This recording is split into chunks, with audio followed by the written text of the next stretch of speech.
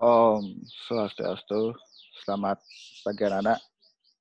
Pak ucapkan pertama-tama terima kasih atas kehadirannya, atas perhatian dari anak-anak terkait dengan materi yang akan Pak sampaikan pada pagi hari ini. Ya, jadi anak-anak di pertemuan kita pada hari ini merupakan materi lanjutan di bab yang baru terkait dengan budaya hidup sehat, konsep dan penerapannya. Jadi anak-anak, ya ini sangat penting sekali kita pelajari. Mengapa? Ya karena situasi yang kita alami sekarang ini jauh dari kata sehat anak-anak. Ya, dan semoga ya materi ini bisa memberikan pola-pola baru ya terkait dengan bagaimana penerapan kesehatan, bagaimana penerapan budaya hidup sehat itu berdasarkan pusaka-pusaka suci, ya kitab suci Weda yang kita punyai, ya dan ini bermuara dari kitab Ayurveda. Nah. Jadi kitab Ayurveda itu tentang pengobatan, kesehatan dan lain sebagainya. Ini. Jadi ini di Hindu itu sangat banyak sekali dan kompleks sekali terkait dengan materi uh, tentang kesehatan, tentang hidup sehat itu seperti apa. Ya, tapi sebelum itu, eh, Pak mengajak anak-anak sekalian untuk setiap memulai aktivitas pembelajaran, tentu kita harus berdoa terlebih dahulu agar apa yang kita pelajari hari ini, apa yang kita simak hari ini, betul-betul kita peroleh, ya kita peroleh manfaatnya, kita peroleh eh, apa nanti makna dan bagaimana penerapan-penerapan dari apa yang kita akan simak pada hari ini. Untuk itu, silakan anak-anak mencakupkan tangan membentuk Anjali Mudra. Ya, Anjali Mudra itu sikap ya mencakupkan telapak tangan di depan dada.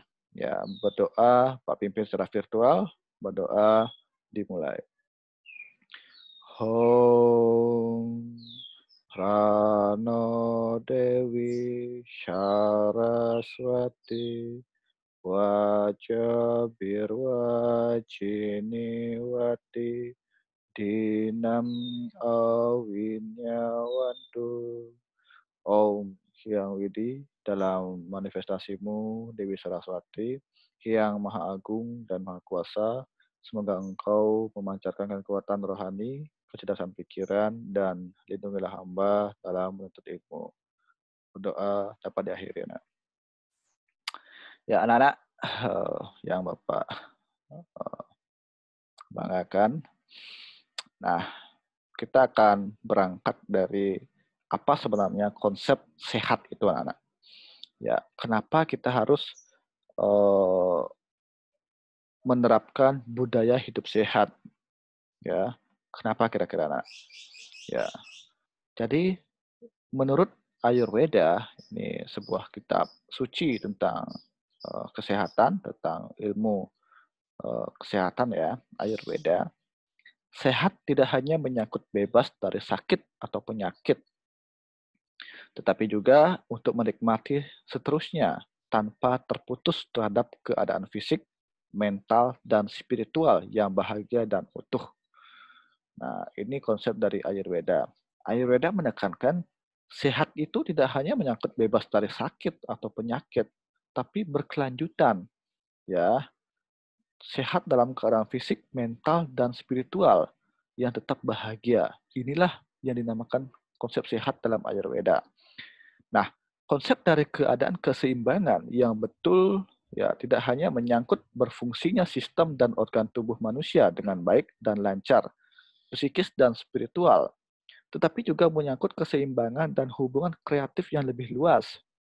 Ya, menyangkut hubungan antara teman, ya sesama ciptaan Tuhan, Buana Agung, Buana Alit, mikrokosmos dan makrokosmos, ya dalam perasaan yang lebih dekat antar anggota keluarga kita dan kita sendiri, antar teman kita dan kita sendiri, antara kebenaran dan kita sendiri, antara Tuhan dan kita sendiri, dan seterusnya.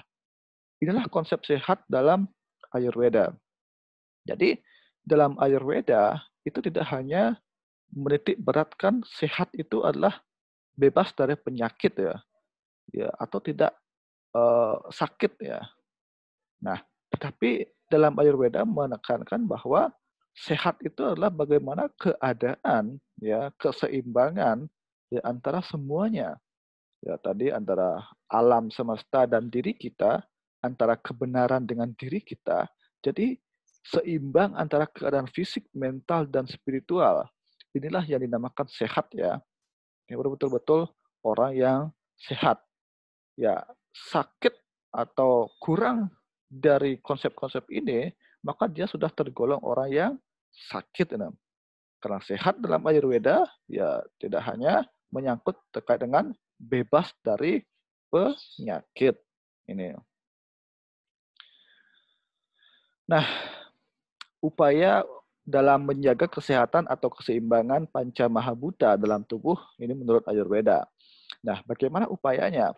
Yang pertama, dengan menjaga makanan atau ahara, ya, tidak sembarang makanan baik untuk kesehatan, ya, tidak sembarang makan, ya. Ini ada hal-hal atau syarat-syarat juga, ya, makanan yang baik itu seperti apa. Nah, makanan yang baik dan bermanfaat untuk badan itu disebut sebagai satwika ahara. Ini satwika ahara.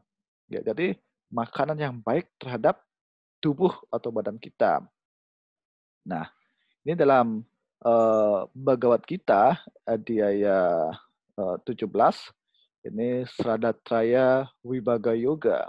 Ini di sloka 8 menyatakan bahwa makanan yang memberi hidup, kekuatan, tenaga, kesehatan, kebahagiaan, dan kegembiraan yang terasa lezat, lembut, menyegarkan, dan enak sangat disukai. Ini satwika.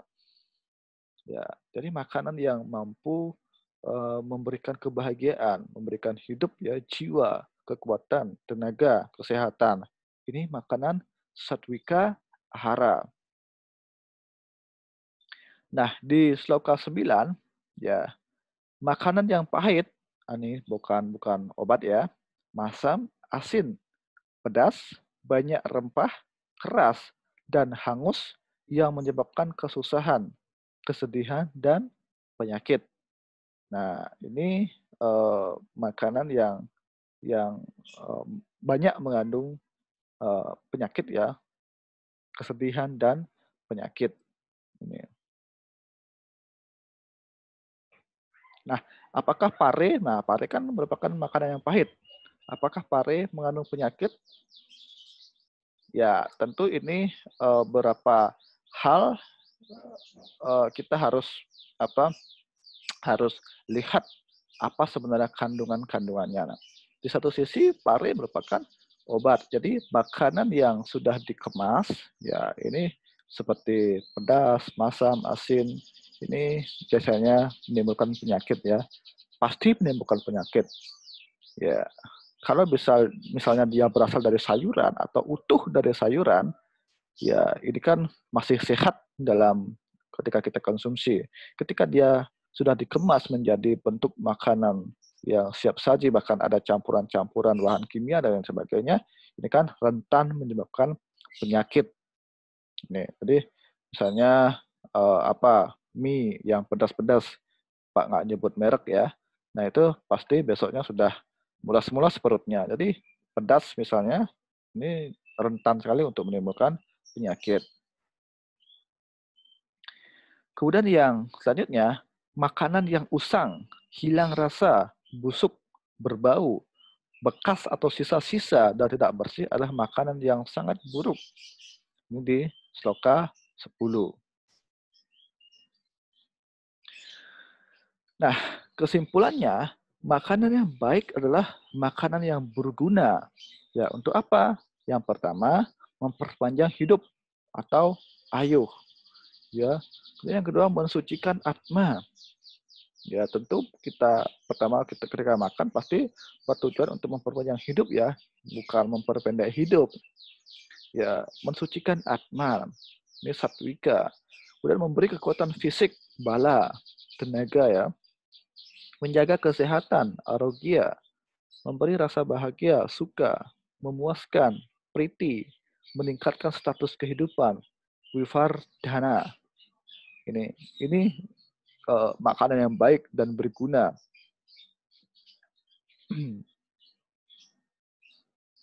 Nah, makanan yang baik ya harus mengandung sari atau rasyah, ya sedikit lemak, senida, tahan lama, stita, menyenangkan, herdaya, tidak merusak ingatan dan mabuk atau amada. Ini makanan yang baik.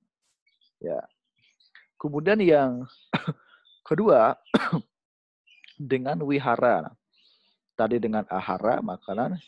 Yang kedua dengan ahara, yaitu berperilaku wajar. Misalnya tidak begadang atau tidak terlambat makan ya, kecuali sedang puasa, menahan hajat, buang air. Ini sangat buruk sekali. Ya, berdekatan dengan orang yang berpenyakit menular, misalnya sekarang COVID, ya ini harus dihindari. Itu namanya wihara. Itu berperilaku wajar ya.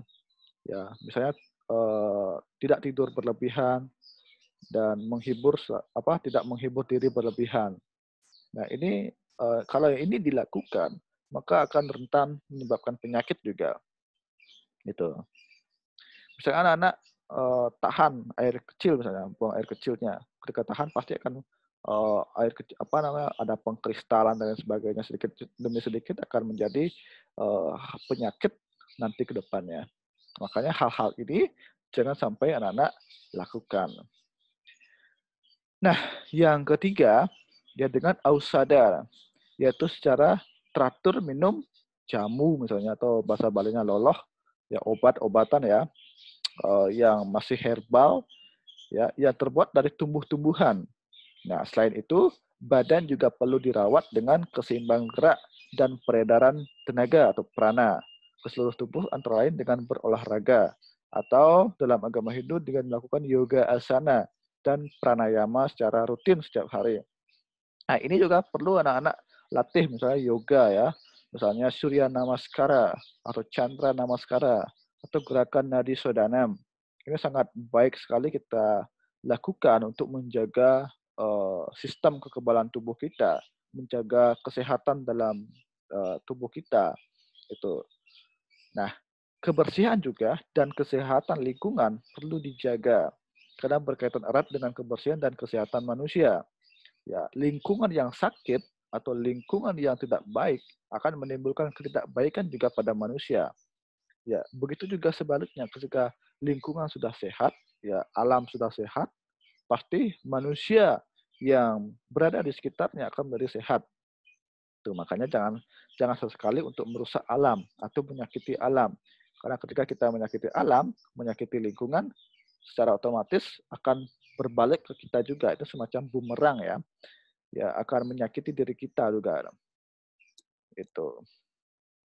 Oke, sekian dulu pertemuan kita pada hari ini. Ya, semoga anak-anak memahami materinya, dan terima kasih atas perhatiannya. Jika ada pertanyaan, silakan bisa lewat kolom komentar. Nanti akan Pak jawab melalui pesan chat juga di kolom komentar. Terima kasih, dan Pak akhiri dengan mengucapkan Paramo Santi. Om Santi, Santi, Santi. Om.